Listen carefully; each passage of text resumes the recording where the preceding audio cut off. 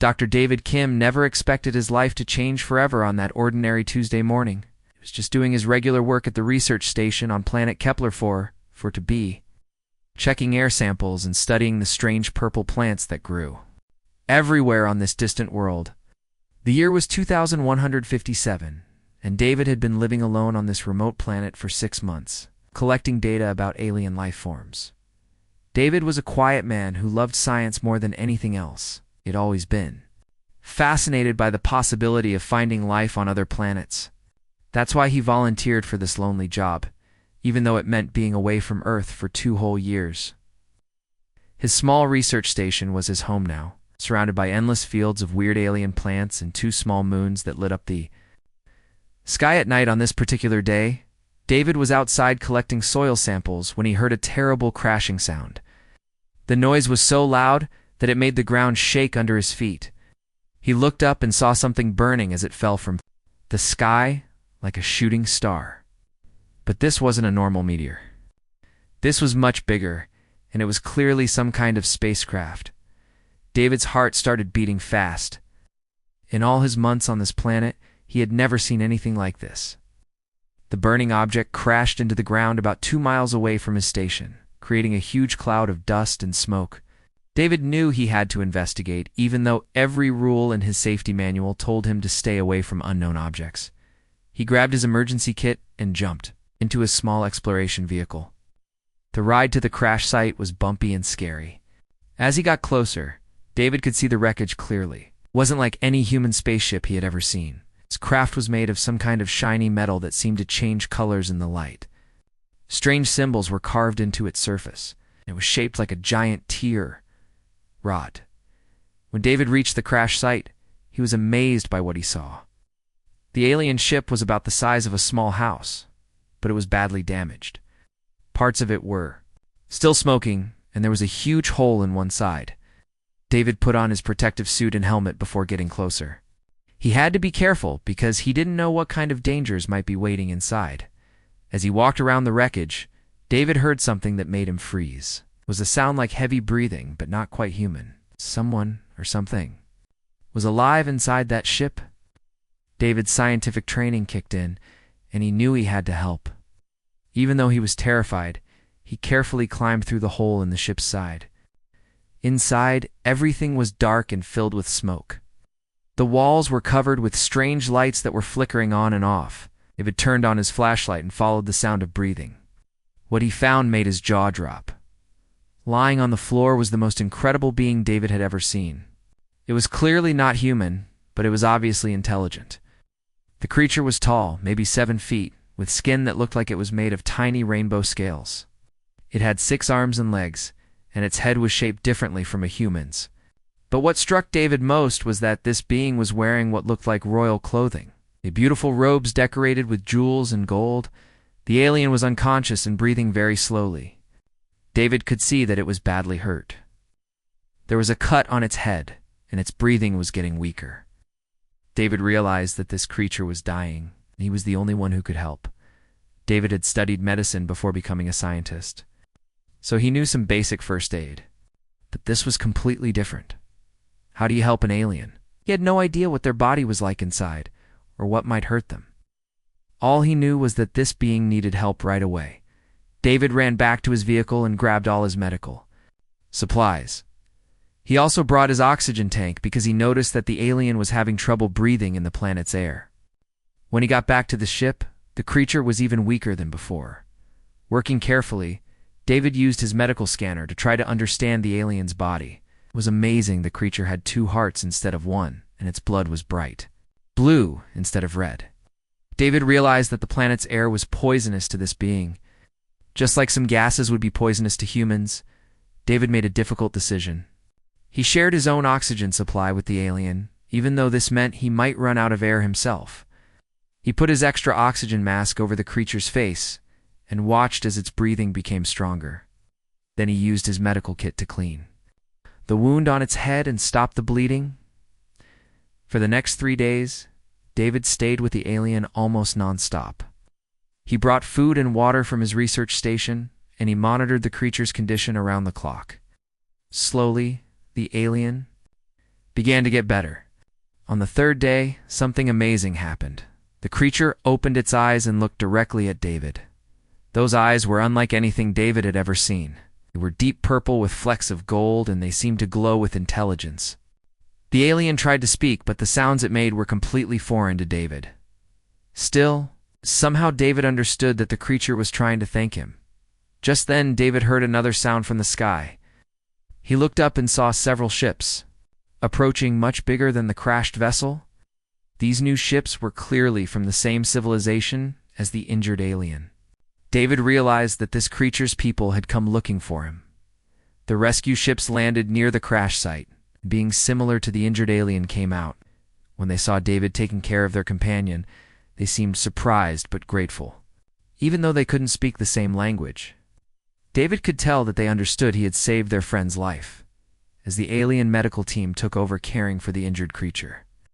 David learned something that would change his life forever. The being he had saved wasn't just any alien, judging by the way the others treated him with such respect and the expensive clothes he wore. This was clearly someone very important. David had unknowingly saved the life of what appeared to be an alien king. The alien leader, now much stronger, looked at David with those amazing purple eyes and made gestures that seemed to indicate deep gratitude. David had no idea that this simple act of kindness would soon lead to the most unexpected adventure of his life. All he knew was that he had done the right thing by helping someone in need, regardless of what species they were from. As the alien ships prepared to leave, David thought his amazing encounter was over. He was wrong. The alien king had other plans, and David's quiet life as a researcher was about to become anything but ordinary. David thought he would never see the alien king again after the rescue ships took him away, but he was completely wrong. 3 days later, while David was back to his normal routine of studying plants and rocks, something incredible happened. The sky above his research station suddenly filled with enormous spaceships. These weren't the small rescue vessels from before. These were massive ships, each one the size of a small city. They moved through the sky without making any sound, which was both beautiful and terrifying at the same time. David stood outside his station, looking up in complete amazement as the giant ships slowly descended toward the planet's surface. One of the ships landed near David's station, and a group of aliens came out to meet him. But these weren't ordinary aliens. They were wearing fancy uniforms and carrying what looked like ceremonial weapons. David realized these must be royal guards or something similar. They approached him with respect and made gestures that clearly meant, "Come with us." David was nervous but also incredibly curious. As a scientist, this was the opportunity of a lifetime. He had always dreamed of studying alien civilizations, and now he was getting a personal invitation. He quickly packed some of his important research equipment and followed the guards to their ship. The inside of the alien ship was beyond anything David could have imagined. The walls seemed to be made of some kind of living metal that glowed softly with different colors. The corridors were huge, designed for beings much taller than humans. Everything was decorated with beautiful art and strange symbols that David couldn't read but somehow found fascinating. The guards led David through the ship to a massive room that looked like a throne room from ancient Earth, but much more advanced. The ceiling was so high that David could barely see it, and it showed a perfect view of the stars outside, as if the roof was made of glass. But David knew it had to be some kind of advanced technology. At the center of the room sat the alien King David had saved. He looked much better now, wearing robes that seemed to be made of starlight itself. When the king saw David, he stood up and made a deep bow, which surprised David completely. "Why would a king bow to him?" the king began, speaking in his alien language, and David couldn't understand a word. But then something amazing happened. One of the king's advisors brought out a small device and placed it near David's ear. Suddenly, David could understand everything the king was saying. It was some kind of universal translator. "Welcome, David. King of Earth," the king said in a voice that sounded like distant thunder. "I am King Zephyron, ruler of the Zelthari people. You saved my life when I was dying on that planet, and now I must repay this debt according to our ancient customs." David was stunned. Not only could he understand the alien language, but the king knew his name and where he was from. Your Majesty. David said, not sure if that was the right way to address an alien king. I was just doing what anyone would do. You don't owe me anything. King Zephyron made a sound that David realized was laughter. Among my people, saving a life creates a sacred bond. The one who saves must be repaid with the giver's most precious possession. This is the way it has been for thousands of years. David started to feel uncomfortable. He didn't want any payment. For helping someone in need? Really, Your Majesty, I don't need anything. I was happy to help. But the king shook his head. The debt must be paid. It is not just about want or need. It is about honor and tradition. I have decided what I will give you. The king made a gesture, and several aliens brought in what looked like a sleeping chamber made of crystal. Inside, David could see another alien. But this one was different. It was clearly female and appeared to be sleeping peacefully. The chamber was filled with some kind of glowing mist. This is my daughter, Princess Lirelei, the king announced proudly. She has been traveling in stasis because the ship's normal atmosphere makes her sick. She is my greatest treasure, and I am giving her to you as your wife. David's mouth dropped open. Couldn't believe what he was hearing. The king was giving him his daughter. It's a wife? This was crazy. David had never even thought about marrying an alien, and he certainly had never asked for such a thing. Your Majesty, David said quickly. I can't accept this. I'm honored, but I don't think your daughter would want to marry a stranger. From another planet, the king looked confused. But you saved my life. The debt must be paid. My daughter is beautiful and intelligent. She will make you a good wife. Just then, the sleeping chamber began to open. The glowing mist cleared away, and the princess began to wake up. David watched nervously as she slowly opened her eyes and looked around. When she saw him, her expression changed to one of complete shock.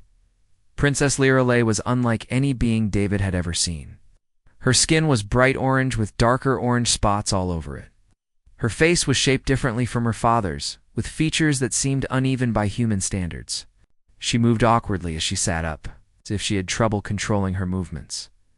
When she heard her father explaining what he had done, her orange skin turned an even darker shade, which David guessed meant she was angry or embarrassed. She spoke rapidly in their alien language, and David could tell she was arguing with her father. She says she does not wish to be given away like a piece of property, the translator device told David. She says she has never even met you and does not understand why she must marry you. David felt terrible. This poor princess was being forced into a marriage she didn't want, and it was all because he had helped her father. Your Majesty, David said, maybe we should think about this more. Your daughter clearly doesn't want to marry me, and I don't want to force anyone into marriage. But King Zephyron was determined. The decision is made. Among our people, the father chooses the husband. Princess Lirelei will learn to accept this arrangement. You will both travel with us on our journey through the stars while you get to know each other.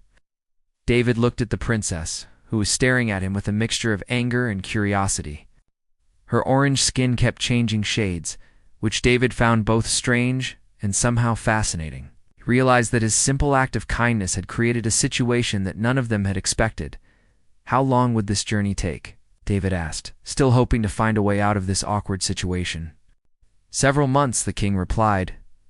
We are a nomadic people, travel from star to star, never staying in one place for too long. You will have plenty of time to get to know my daughter and for her to get to know you. David felt trapped. Couldn't just refuse the king's gift without offending him? But he also couldn't agree to marry someone who clearly didn't want to marry him. And what about his research? What about his life on Earth? As if reading his thoughts, the king added, Do not worry about your research. We have the most advanced laboratories in the galaxy. You will be able to continue your studies while you travel with us. David looked around the magnificent throne room, then back at the princess, who was still staring at him with those strange, beautiful eyes. He realized that his quiet life as a researcher was officially over. Whatever happened, next, his journey through the stars was about to begin. The first few weeks on the alien ship were the most awkward time of David's entire life.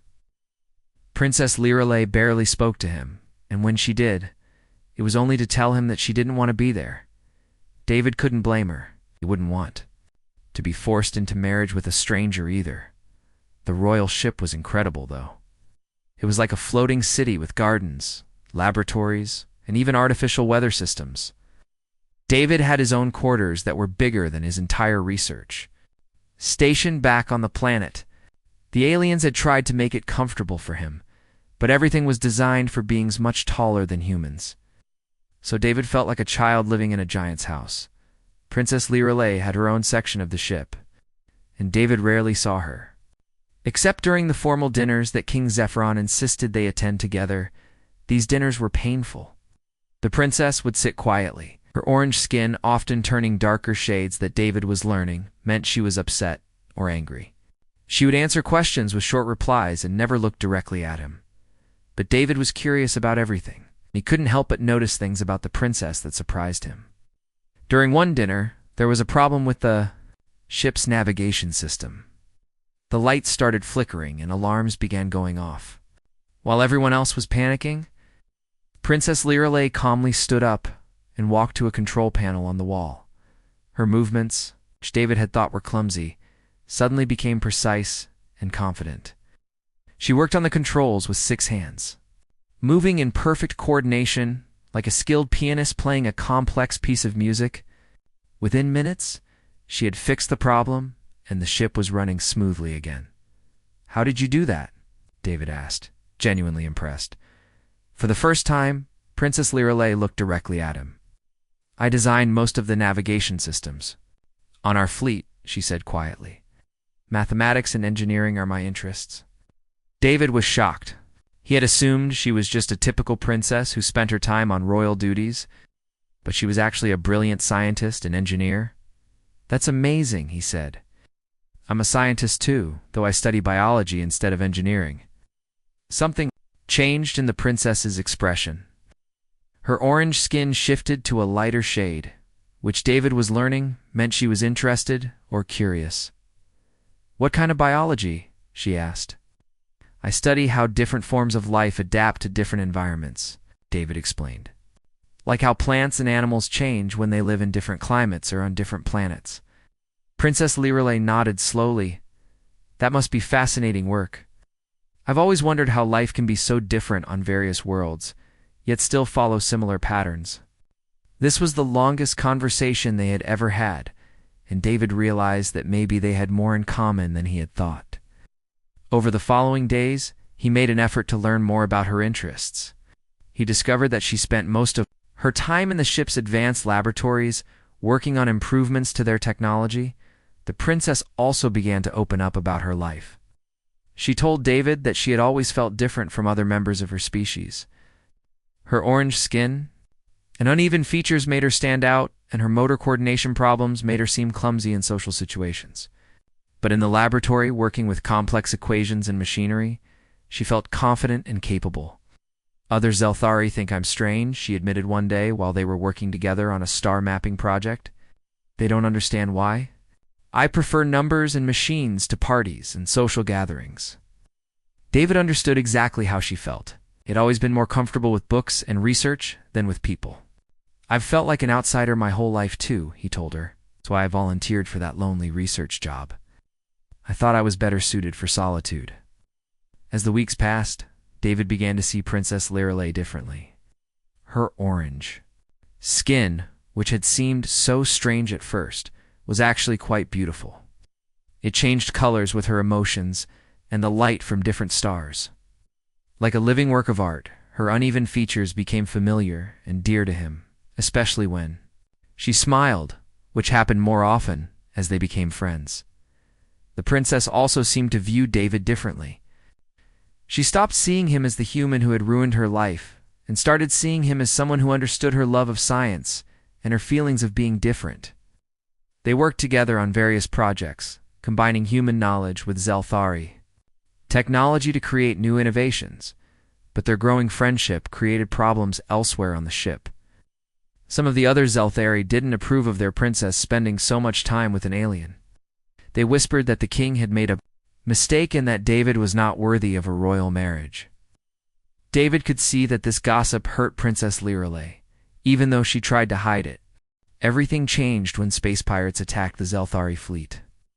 David had never imagined that such things existed, but apparently, in the vastness of space, there were criminals who attacked peaceful ships to steal their cargo and technology. The attack came without warning. Suddenly, the ship was shaking violently, and alarms were blaring everywhere. King Zephron's voice came over the ship's communication system, ordering everyone to emergency stations. David didn't know what to do, but Princess Lirelei grabbed his hand and pulled him toward the escape pods. "We have to get out of here," she said urgently.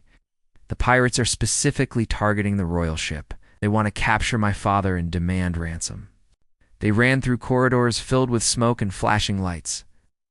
Other Zelthari were running in all directions, some trying to fight the attackers, others trying to escape. David and Princess Lirelei reached the escape pod bay just as an explosion rocked the ship. "Get in," the princess shouted, pushing David into a small escape pod. She jumped in after him and quickly operated the controls. The pod shot out of the ship, just as another explosion lit up the space around them. From their tiny pod, David and Princess Lirelei watched in horror as the battle raged around the Zelthari fleet. The pirates had fast, dangerous-looking ships that darted between the larger Zelthari vessels like angry insects. Laser beams flashed back and forth across the darkness of space. "Where are we going?" David asked as their pod flew away from the battle. "There's an old mining station nearby," Princess Lirelei said, her fingers flying over the controls.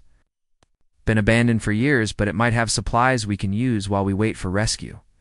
The mining station was a sad, lonely place floating in space near a large asteroid. It had been built by some unknown alien race long ago and then abandoned. When the valuable minerals were exhausted, the station was barely functioning, with only basic life support and emergency power. David and Princess Lirelei found themselves alone together in a way they had never been before.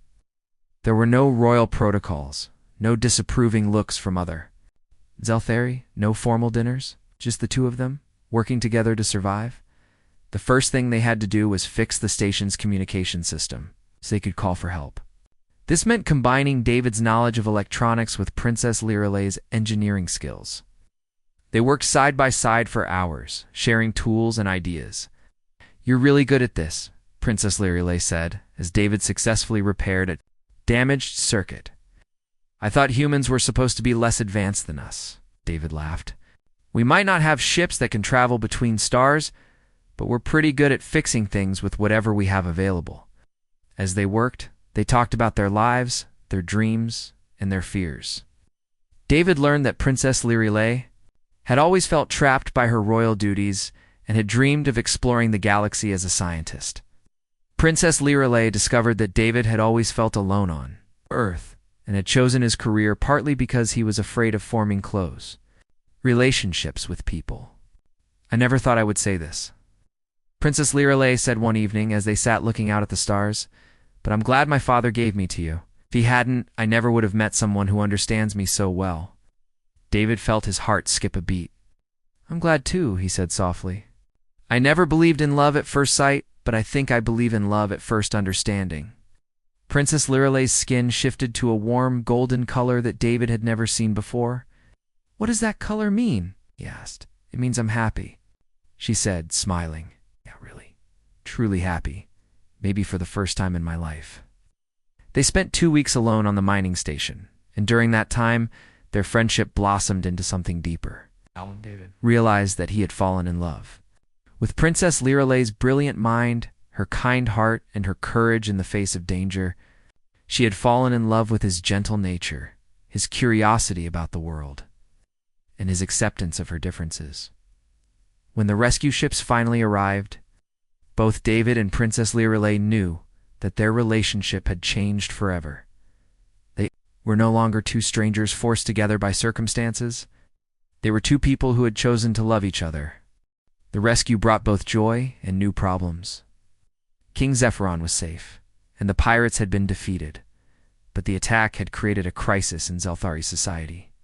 Some of the king's advisors blamed him for the attack, saying that his decision To travel with a human had made the fleet a target. They demanded that David be sent back to Earth immediately. David found himself in the middle of a political storm he didn't understand.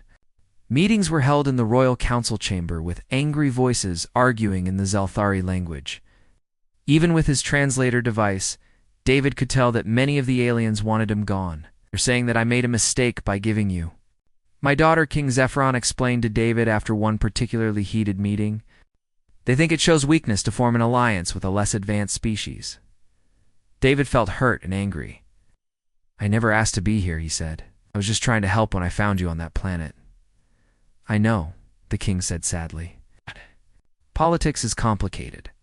Some of my people think that humans are too primitive to be trusted with our technology and our secrets. Meanwhile, Earth's government had learned about David's situation and was trying to use it for their own purposes. They sent messages demanding that David gather as much information as possible about Zelthari technology and bring it back to Earth. They wanted to use his relationship with Princess Lyrile to establish trade agreements and military alliances. David was disgusted by this. I'm not a spy, he told the Earth officials during a video call. I'm just a scientist who fell in love with an amazing woman who happens to be from another planet. But the biggest surprise came from Princess Lyrile herself. Instead of staying quiet and letting others decide her fate, she stood up in the royal council and gave a speech that shocked everyone. I am not a piece of property to be given away or taken back, she declared, her orange skin glowing with determination. I am a person with my own thoughts and feelings, and I have the right to choose my own path in life. She turned to her father. You gave me to David without asking what I wanted. That was wrong. But what would be even more wrong would be to take me away from him now that I have chosen to stay. The council chamber fell silent. No Zelthari princess had ever spoken like this before. Princess Lyrile continued, David and I love each other. Not because we were forced together, but because we chose to be together. We understand each other in ways that no one else can. David stood up beside her. I love Princess Lyrile for who she is, not for what planet she comes from, or what political advantages she might bring. I want to spend my life with her, but only if she truly wants to spend her life with me. Princess Lyrile took David's hand. I do want that, she said. I want to build a life with you, somewhere between your world and mine. King Zephyron looked at his daughter with new respect. You've grown wise, my daughter. I gave you away without thinking about your feelings, and for that, I apologize. If you choose to marry David, then you have my blessing, not as a political arrangement, but as a union of love. The wedding ceremony was unlike anything anyone had ever seen. It combined human and Zelthari traditions in a celebration that lasted for 3 days. Representatives from both Earth and the Zelthari homeworld attended, marking the beginning of a new era of cooperation between the two species. David and Princess Lyrile decided to make their home on a space station positioned halfway between Earth and Zelthari space. There, they established a research center where humans and Zelthari could work together, sharing knowledge and learning. From each other? People used to think I was ugly, Princess Lyrile said to David on their wedding day, her skin glowing with that special golden color of happiness. David smiled and took her hands in his. I think you're the most beautiful person in the universe, he said. Not because of how you look, but because of who you are. Their love story became famous throughout the galaxy, proof that understanding and acceptance can bridge any gap, even the vast distances between stars. David had saved a king's life with a simple act of kindness, and in return he had received the greatest gift of all, true love that transcended all boundaries. Years later, when other humans and Zelthari met and fell in love, they would remember the story of David and Princess Lyrile, the couple who proved that love knows no species, no planet, and no limits. Their research station became a symbol of hope, showing that different peoples could work together to build a better future among the stars.